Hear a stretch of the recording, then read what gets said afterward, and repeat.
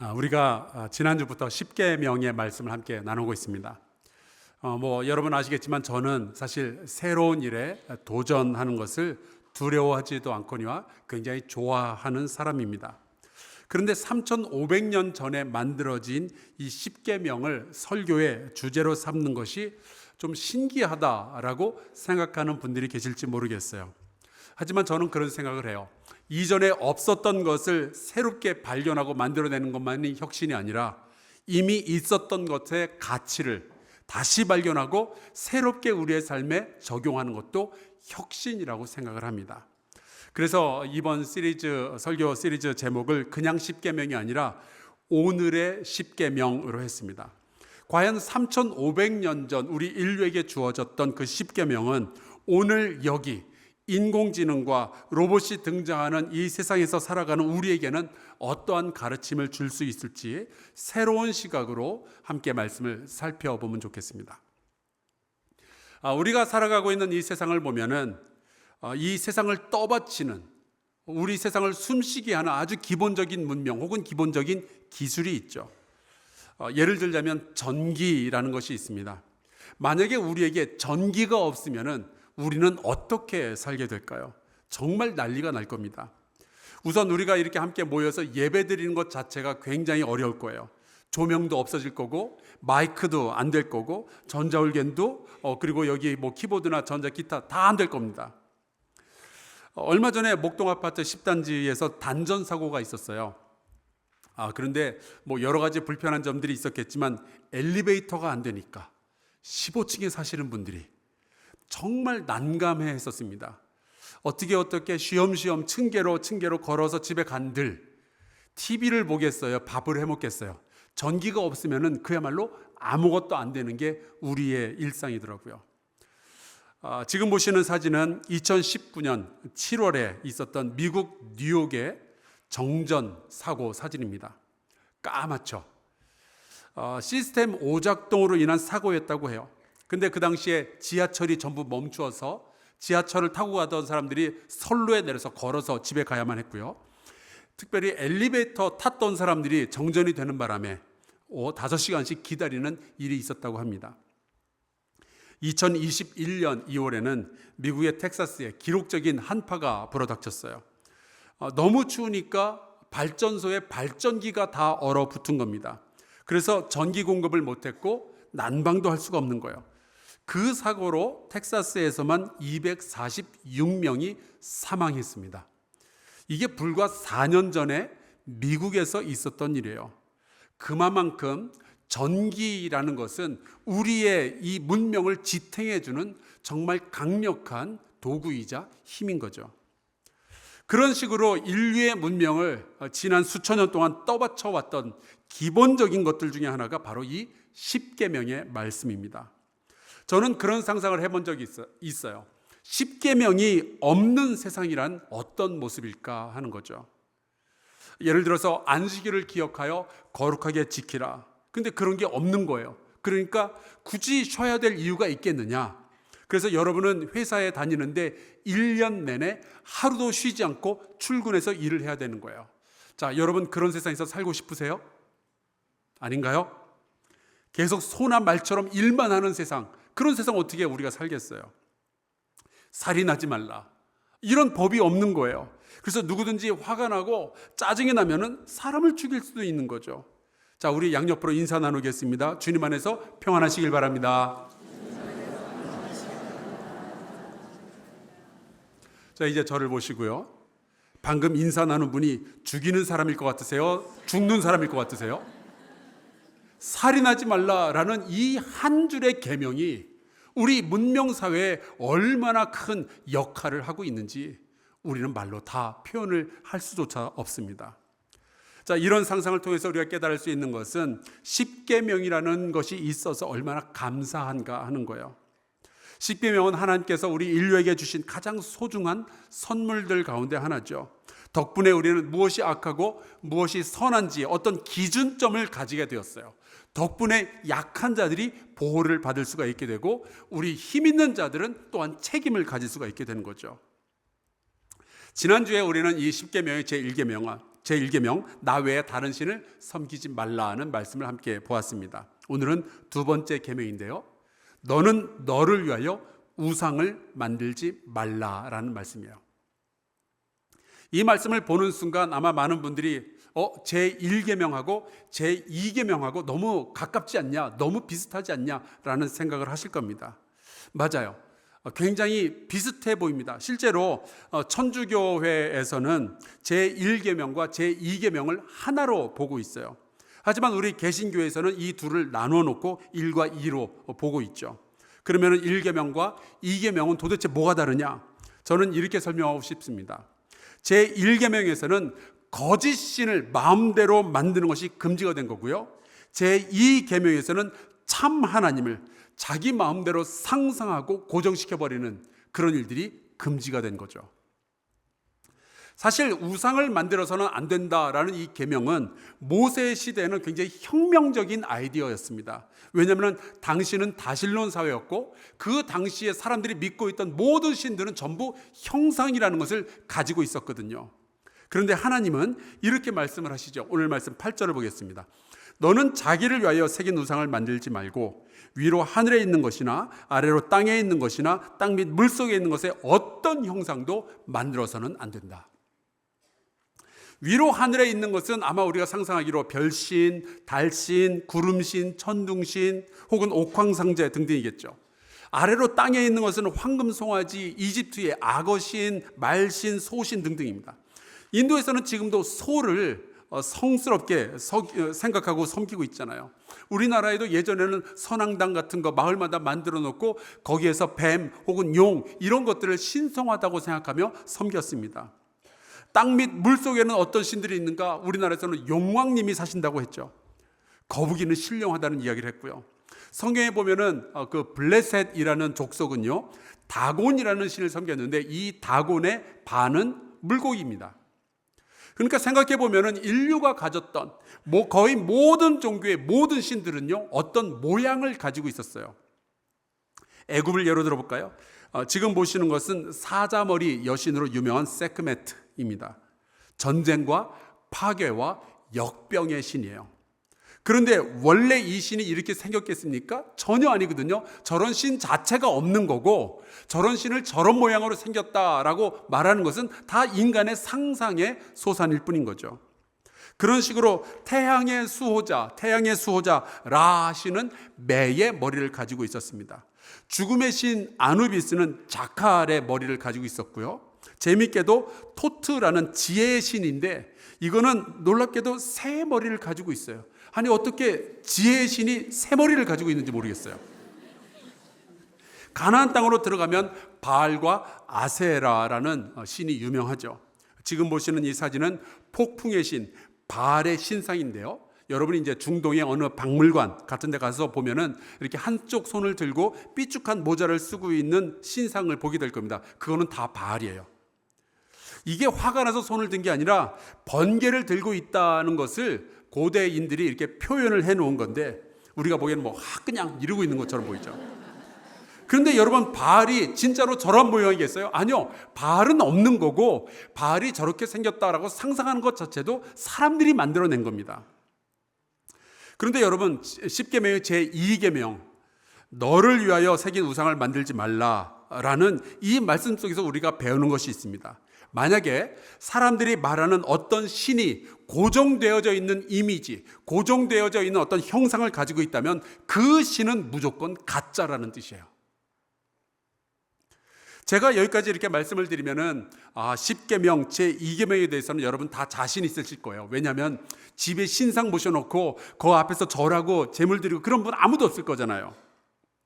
그런데 문제는 우리가 간혹 가다가 참신이신 여호와 하나님마저도 어떤 형상에 고정시키려는 그러한 생각을 우리가 품게 됩니다. 여러분 우상의 가장 뚜렷한 특징이 뭔지 아세요? 고정된 형상을 가지고 있다는 거죠. 하나님을 살아계시는 분이 아니라 인격적인 분이 아니라 움직이시는 분이 아니라 그냥 내가 상상할 수 있고 내가 경험해 보았던 그 익숙한 한 모습에 그냥 못 박아두는 거예요. 움직이지 못하게. 그런데 그렇게 형상으로 표현된 하나님이 과연 살아계신 하나님을 설명할 수 있겠어요? 아니요. 우리가 오히려 그런 고정된 이미지, 고정된 형상을 보면 하나님을 이해하기보다는 오히려 하나님에 대해서 오해하는 일들이 훨씬 더 많아지게 됩니다. 그래서 하나님은 이 일을 처음부터 막아놓으셨던 거예요. 예를 들어 볼게요.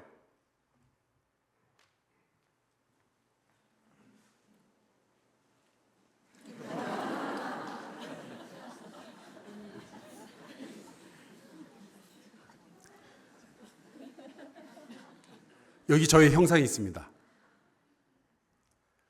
자, 과연 이것이 저의 몇 퍼센트나 설명할 수 있을까요? 어떤 분은 이걸 보면서 그럴 거예요. 아, 황성수 목사 되게 젊구나. 이거 15년 전에 만들어서 그래요. 황성수 목사가 머리가 되게 크구나. 아니거든요. 안경을 안 썼네. 아니요, 지금 노안이 와가지고요, 안경 써야 됩니다. 여러분, 이렇게 우리가 고정된 어떤 한 형상으로 어떤 인격체를 설명할 때는요, 이해되는 것보다는 오해되는 게 훨씬 더 많아지는 거예요.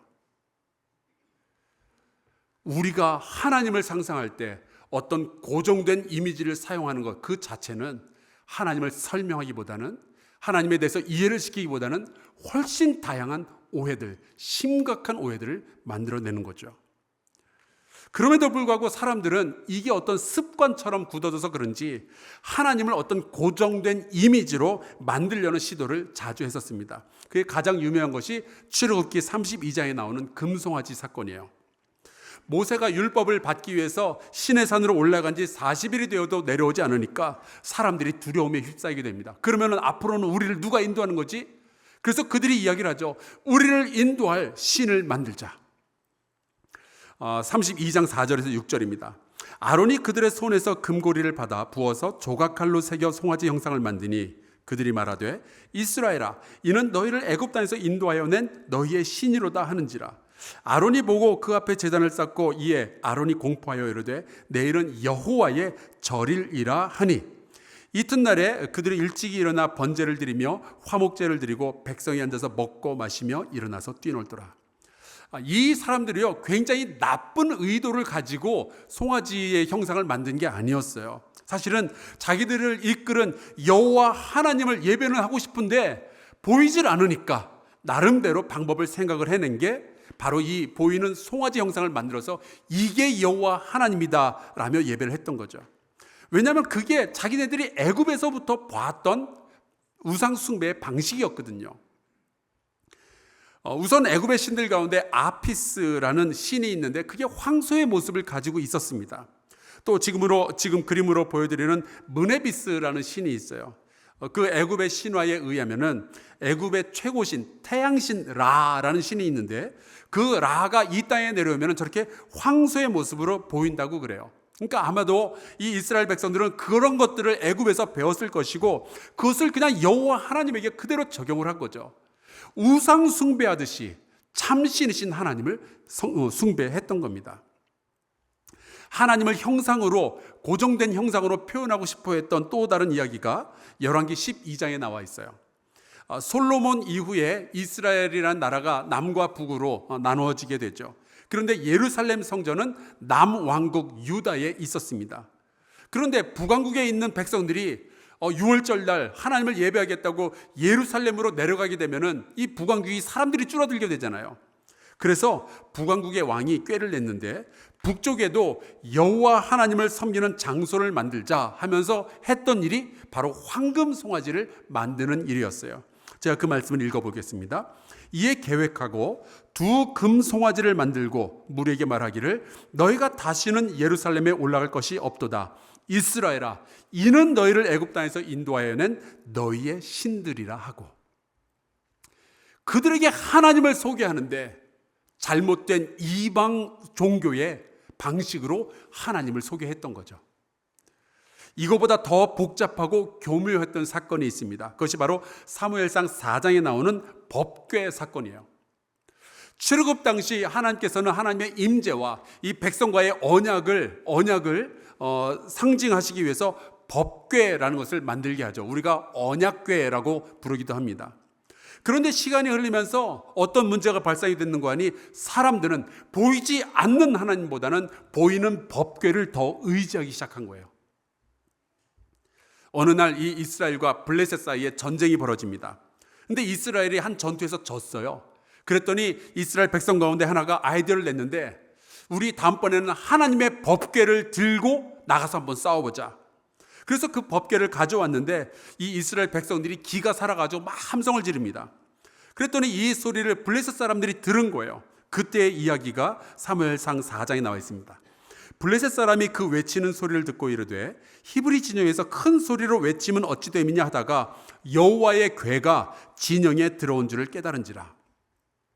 그리고 그 다음날 전투를 하게 되었는데, 여러분, 법궤를 가진 이스라엘이 이겼을까요? 아니면은 그 법궤 때문에 겁을 먹었던 블레셋 사람들이 이겼을까요? 블레셋 사람들이 이겼어요. 심지어 그 하나님의 법궤를 빼앗아서 전리품으로 가져가 버리죠.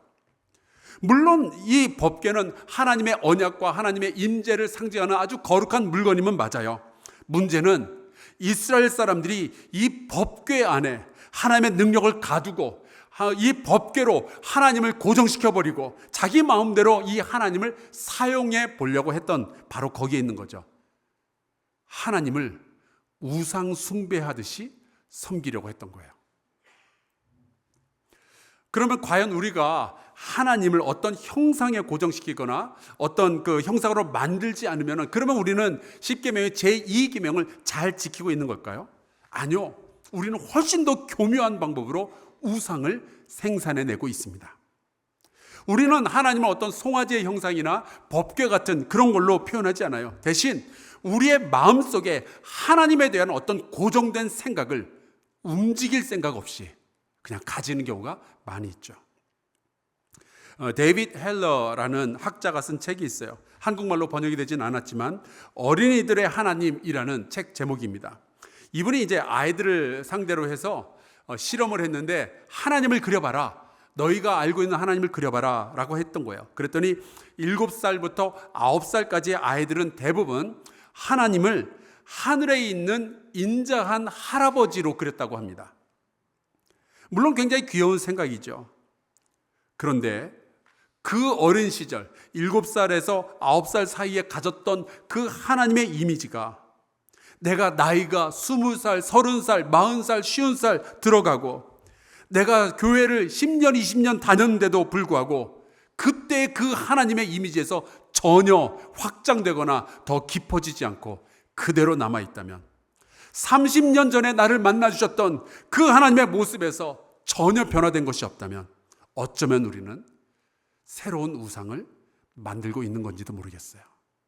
왜냐하면 하나님은 살아계신 하나님이시고 우리에게 날마다 새롭게 다가오시는 하나님인데, 우리는 과거에 지금 고정되어 있는 거니까요.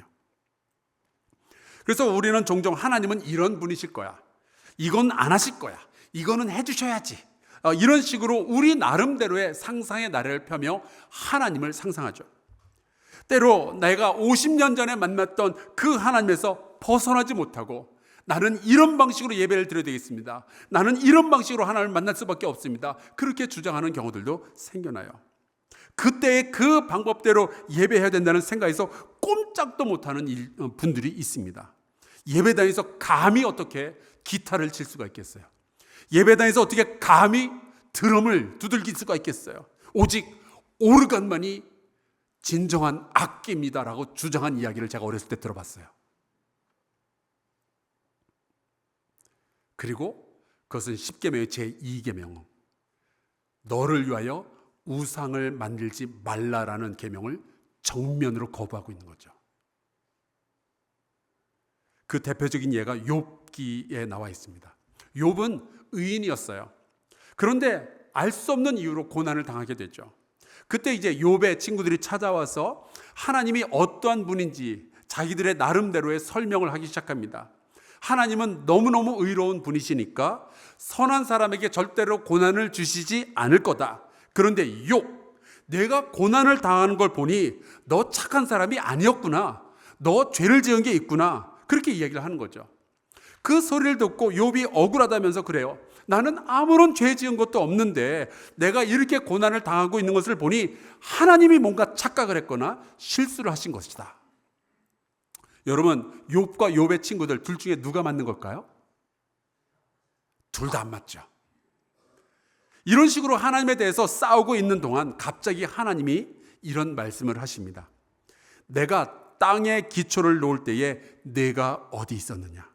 내가 알았거든, 깨달아 알았거든 말할지니라. 여러분, 이 질문에 대답하실 분들 여기 앉아 계신가요? 만약에 대답할 수 있다면 그분이 바로 하나님인 거죠.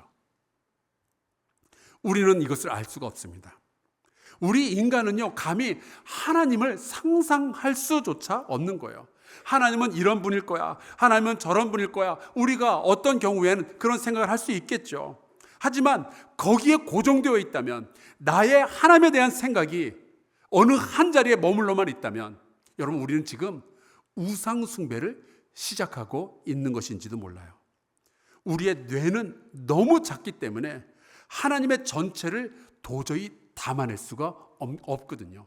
그런데 어느 하나님의 한 모습에, 하나님 예배하는 단 한 가지 방법에 매달려 있다. 지금 뭔가 크게 실수하고 있는 거죠. 여러분, 요나의 사건을 기억하십니까? 니느웨로 가서 그 도시가 죄악 때문에 망할 것이다 라는 소식을 전하라고 했더니 그게 싫어가지고 다른 도시로 배 타고 도망쳤던 불량 선지자였습니다. 그런데 이 사람이 도망치다가 또 잡혀요. 그래가지고 다시 니느웨로 가게 됩니다. 그래서 거기에 가서 할 수 없이 하나님의 말씀을 전하게 되죠. 너희가 죄를 지었기 때문에 결국 이 도시는 멸망하게 될 거다. 그런데 놀랍게도 그 이야기를 들었던 니느웨의 왕과 백성들이 하나님 앞에 엎드려서 회개를 시작을 한 거예요. 하지만 요나는 고정된 하나님의 이미지가 있었어요. 하나님은 정의의 하나님이시고 그가 이 도시를 멸망시킨다고 하셨으니 그대로 할 것이다. 그래서 산에 올라가서 기다리는 겁니다. 이 도시가 어떻게 망하는지 보려고. 그런데 시간이 지나도 이 도시가 망하지 않는 거죠. 그래서 하나님께 따집니다. 하나님, 멸망시키신다면서요. 그때 이 요나의 머릿속에 있었던 하나님의 모습은 어떤 모습이었을까요? 죄를 지은 도시는 용서하지 아니하고 반드시 멸망시키시는 정의의 하나님, 심판의 하나님이었습니다. 요나는 자기도 모르게 그런 우상을 자기 마음속에 새겨 놓았던 거죠. 하나님을 향한 변함없는 어떤 한 이미지로 하나님을 고정시켜 놓았던 거예요. 근데 그때 그런 요나에게 하나님이 이런 말씀을 하십니다. 이 큰 성읍 니느웨에는 좌우를 분별하지 못하는 자가 12만여 명이요 가축도 많이 있나니 내가 어찌 아끼지 아니하겠느냐 하시니라. 요나는 심판보다 사랑과 용서를 즐거워하시는 그 하나님을 미처 몰랐던 거예요. 아마 이스라엘 백성도 마찬가지였을 겁니다. 하나님의 백성이 아닌 자들은 다 멸망할 거다. 여기에만 머물러 있었던 거죠. 근데 요나서를 통해서, 때로는 욥기를 통해서 하나님은 자기 자신을 새로운 모습으로 드러내어 주시는 거예요. 나는 용서와 사랑을 즐겨하는 너희의 아버지다라는 모습을 보여주시는 거죠. 욥기와 요나서를 통해서 우리가 발견하는 하나님은 익숙한 하나님이 아니고요, 굉장히 낯선 하나님입니다. 내 상식과 내 논리와 내 경험으로는 설명할 수 없는 그 하나님이신 거죠. 우리가 하나님의 전부를 이해할 수도 없고 설명할 수도 없다는 이 사실을 알아야 한다는 것이 바로 십계명의 제2계명, 너는 너를 위하여 우상을 만들지 말라라는 이 말씀이 우리에게 주는 가르침인 거예요. 하나님은 우리가 무슨 상상을 하든 그 이상이십니다. 우리가 하나님에 대해서 자신 있을 때, 하나님은 이런 분이야 라고 이야기할 때 오히려 문제가 발생할 수 있어요. 구약 성경의 제일 마지막에 있는 이 말라기는 그야말로 구약에서 가장 나중에 쓰여진 여러 책들 가운데 하나입니다. 이스라엘이 망했고 포로기를 거쳤고 다시 예루살렘으로 돌아와서 무너진 성전을 새롭게 짓고 감격적인 예배를 드린 후에 시간이 좀 흘렀을 때죠. 이스라엘의 제사장들이요, 매너리즘에 빠지기 시작해요. 그냥 대충 하자. 어제도 드렸고 지난주에도 드렸던 예배 뭐 또 새롭게 드릴 이유가 있겠느냐. 맨날 똑같은 하나님이니까 하나님도 우리의 예배에 별로 관심 없으실 테니까 그냥 우리 되는 대로 예배를 드리자. 그랬을 때 말라기 선지자를 통해서 하나님께서 하신 말씀이 있어요. 만군의 여호와가 이르노라. 너희가 눈먼 희생 제물을 바치는 것이 어찌 악하지 아니하며 저는 것 병든 것을 드리는 것이 어찌 악하지 아니하냐. 이제 그것을 너희 총독에게 드려보라. 그가 너를 기뻐하겠으며 너를 받아주겠느냐. 예수님 당시에 바리새인들은요, 하나님에 대해서 또 다른 오해를 가지고 있었습니다. 굉장히 고정된 생각을 가지고 있었어요. 하나님의 거룩함은 어디에서 드러나느냐? 죄인들을 멀리하고 병자들로부터 떨어지는 것, 가난한 자들을 저주하는 것, 거기에서 나타난다라고 생각을 했던 거죠. 그래서 몸에 장애가 있거나 혹은 병든 사람은 하나님으로부터 저주를 받은 사람이다, 그런 생각을 했던 거예요. 그런데 철저한 오해였습니다. 하나님은 죄인들을 멀리하기보다는 오히려 그들을 사랑하시는 분이신데요. 그런데 이 바리새인들은 그렇게 자기의 상상력과 논리로 하나님을 제한하는 우상 숭배를 가지고 있었던 거죠. 그들에게 하나님께서 하신 말씀이 있어요. 거룩하신 이가 이르시되 그런즉 너희가 나를 누구에게 비교하여 나를 그와 동등하게 하겠느냐 하시니라. 하나님은 우리가 우리의 마음대로 이렇다 저렇다 함부로 말할 수 있는 분이 아니죠. 자, 그러면 우리는 하나님에 대해서 말할 게 전혀 없을까요? 하나님에 대해서 바르게 생각할 수 있는 어떤 기준이 전혀 없는 걸까요? 아닙니다. 있습니다. 여러분, 사람의 손으로 만들어진 형상이 아니라 하나님께서 스스로 우리에게 드러내어 보여주신 형상이 있죠. 바로 예수 그리스도. 우리는 상상으로, 우리의 경험으로 하나님의 모습을 그려내는 것이 아니라 예수 그리스도를 통해서 우리의 하나님을 보도록 되어진 거예요. 그래서 바울이 말하는 겁니다. 예수를 아는 지식이 가장 고상하다고. 히브리서에서 말하죠. 예수를 깊이 생각하라고요. 예수께서 말씀하시죠. 나를 본 자는 아버지를 보았다고요. 삭개오 같은 사람들은요, 아마 자기 같은 죄인은 하나님이 받아주지 않을 거라고 상상을 했을 거예요. 일종의 우상 숭배죠. 그런데 예수님께서 그의 집으로 찾아가셔서 그에게 구원을 선포하셨습니다. 간음하다가 현재에서 잡혔던 그 여자는 자기 같은 죄인은 돌에 맞아 죽어야 싸며 하나님은 자기 같은 사람은 용서하지 않을 거라고 상상을 하고 있었을 거예요. 일종의 우상 숭배였습니다. 그러나 예수님도 나도 너를 정죄하지 않겠다라고 말씀을 하시죠. 세리 마태는요, 자기는 평생 세리로서 저주받은 인생을 살아야 된다라고 생각을 했을 거예요. 그것도 일종의 우상 숭배죠. 왜냐하면 하나님을 제대로 알지 못하면서 하나님을 하나의 아이디어에 고정시켜 놓았으니까요. 그런데 그를 향하여서 예수님께서 제자로 부르십니다. 그들이 과거에 가지고 있었던 하나님에 대한 고정관념들이 예수님을 만나는 순간 다 무너져 내리고 그들은 새로운 하나님을 고백할 수가 있게 되었던 거예요. 하나님은 사람의 손으로 만든 형상이나 사람의 상상력으로 창조된 어떤 철학이 아니라 사람이 되어서 우리에게 찾아오신 우리의 아버지이십니다. 그리고 그분은 죄인들과 세리들의 친구가 되시죠. 이방인의 아픔을 고쳐주시고요. 그게 진짜 하나님의 모습이었던 거예요. 그래서 그 예수 그리스도를 바라보며 요한이 이렇게 고백을 했습니다. 본래 하나님을 본 사람이 없으되 아버지 품속에 있는 독생하신 하나님이 나타내셨느니라. 하나님은 모든 죄인들을 전부 미워하시고 그냥 다 멸망시키는 분인 줄로만 알았었는데 하나님은 예수 그리스도를 통해서 스스로를 드러내시기를 죄인들을 사랑하시고 그들을 구원하기 원하신다는 그 이야기를 꺼내시는 거예요. 그래서 예수님께서 직접 오셔서 죄인들과 함께 하시며 가장 낮은 자들과 동행을 하셨던 거죠. 그리고 그 예수님은 하나님의 새로운 모습을 보여주기 위해서 십자가에 달려 죽기까지 하십니다. 그래서 사도 바울이 그렇게 경계했던 유대인들의 율법주의는 사실은 우상 숭배와 같은 거였던 거예요. 살아계신 하나님보다 그 하나님을 경험한 나의 생각이 더 우선이 되는 거죠. 그러나 하나님은 말씀과 또한 예수 그리스도를 통해서 하나님의 놀랍고 새롭고 확장된 모습을 우리에게 보여주십니다. 이것을 우리는 전문 용어로 계시라고 해요. 사랑하는 성도 여러분, 요즘 하나님께 대해서 실망한 분들 계십니까? 여러분의 생각 고집하지 마시고 예수 그리스도를 다시 묵상해 보시기를 주의 이름으로 축복합니다. 혹시 누군가에게 화가 나고 정죄하는 마음이 들거든 예수 그리스도의 십자가를 다시 한번 바라보시고 아버지가 어떤 분인지 한 번 더 깨우치시기를 주의 이름으로 축원합니다. 우리가 하나님을 향해서 새로운 고백을 가질 때가 되었어요.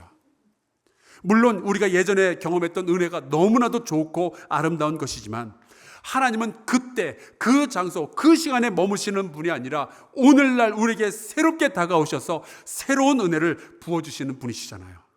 새로운 세대를 위해서 새로운 역사를 일으키시는 분이 우리의 하나님, 우리의 아버지이시거든요. 내 마음과 내 생각과 내 경험은 그 하나님을 다 담을 수 없다는 사실을 겸손히 인정하고 우리 하나님께 마음을 활짝 여실 수 있기를 주의 이름으로 축원합니다. 우리가 아직까지 발견하지 못한 하나님의 아름다운 모습이 너무나도 많이 있어요. 이 첨단 과학의 시대와 우리의 자녀들에게 말해줄 하나님의 모습이 너무나도 많이 있습니다. 더욱 성경을 읽고 더욱 예수 그리스도를 묵상할 때 하나님은 그 예수 그리스도와 말씀을 통하여서 우리의 생각을 만지시고 하나님을 드러내시며 우리의 삶을 치유하여 주실 줄로 믿습니다. 날마다 새롭게 다가오시는 그 하나님을 매일매일 새롭게 경험하는 저와 여러분 될 수 있기를 주 예수 그리스도의 이름으로 축원합니다. 우리 함께 찬송 부르고 기도할까요? 찬송가 79장인데요. 하나님이 세상을 지으셨습니다 라는 고백이에요. 그러니까 우리가 감히 그 하나님을 우리의 생각, 우리의 상상으로 제한해서는 안 되는 거죠. 그 하나님의 예수 그리스도를 우리에게 보내어 주셨고요. 그 하나님은 우리가 감히 이해할 수도 없이 광대한 분입니다. 그 하나님께 모든 것을 맡기고 의지할 수 있기를 바라며 우리 같이 찬송하고 기도하겠습니다.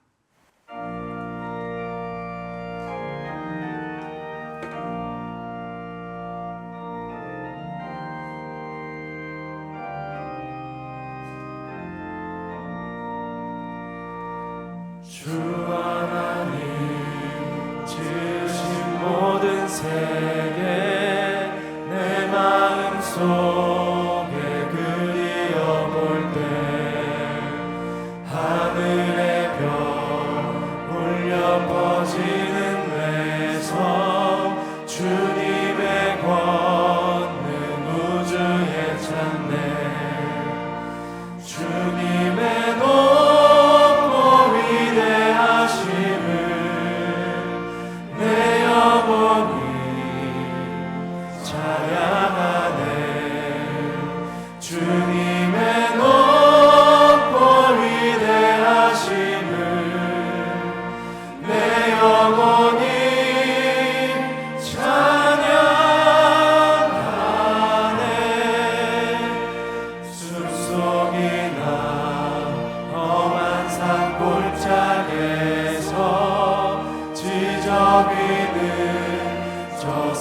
소리들과 고요하게 흐르는 시냇물은 주님의 솜씨 노래하도다 주님의 높고 위대하심을 내 영혼이 찬양하네 주님의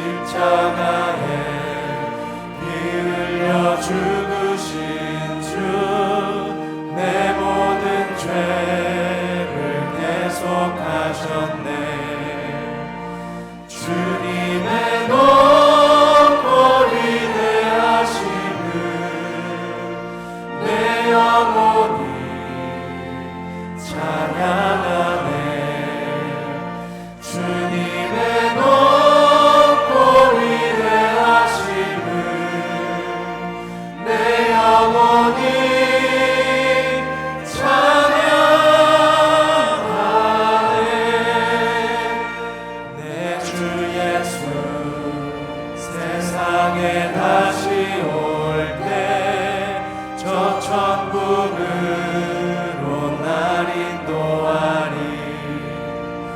나 겸손히 엎드려 경배하며 영원히 주를 찬양하리라.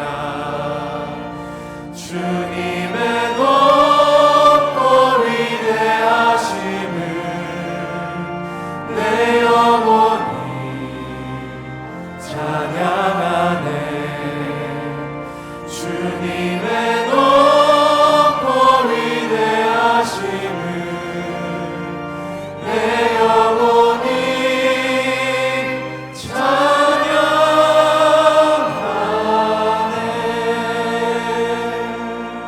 찬양하네. 우리 같이 동성으로 기도할까요?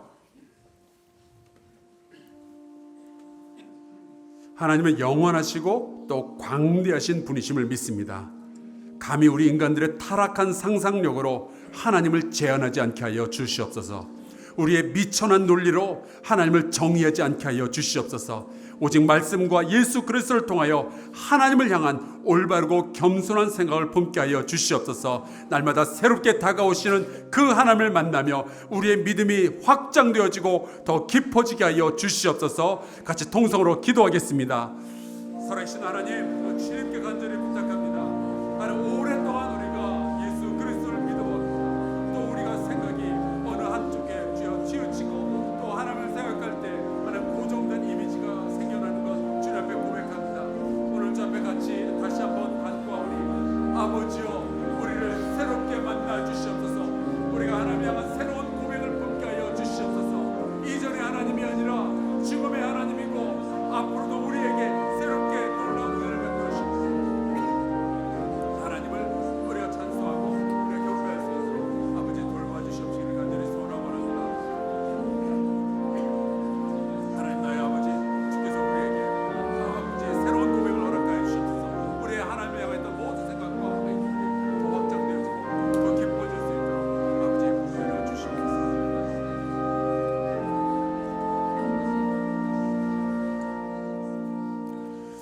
하나님 참 고맙습니다. 우리에게 말씀을 주셔서 옳고 그름을 분별하며 하나님의 백성으로서 거룩히 살게 해주시니 감사합니다. 오늘 우상을 만들지 말라는 말씀 속에서 겸손을 배웁니다. 우리의 제한된 언어나 철학, 우리의 짧은 경험과 상상력으로 하나님의 광대하심을 감히 제한하지 않게 하여 주시옵소서. 우리는 그저 예수를 바라보며 하나님의 말씀을 묵상하며 그 아버지의 사랑에 감격하게 하시고 우리를 품어주시는 하나님 안에서 올바른 예배를 드리게 하여 주시옵소서. 예수 그리스도 이름으로 기도하옵나이다. 아멘.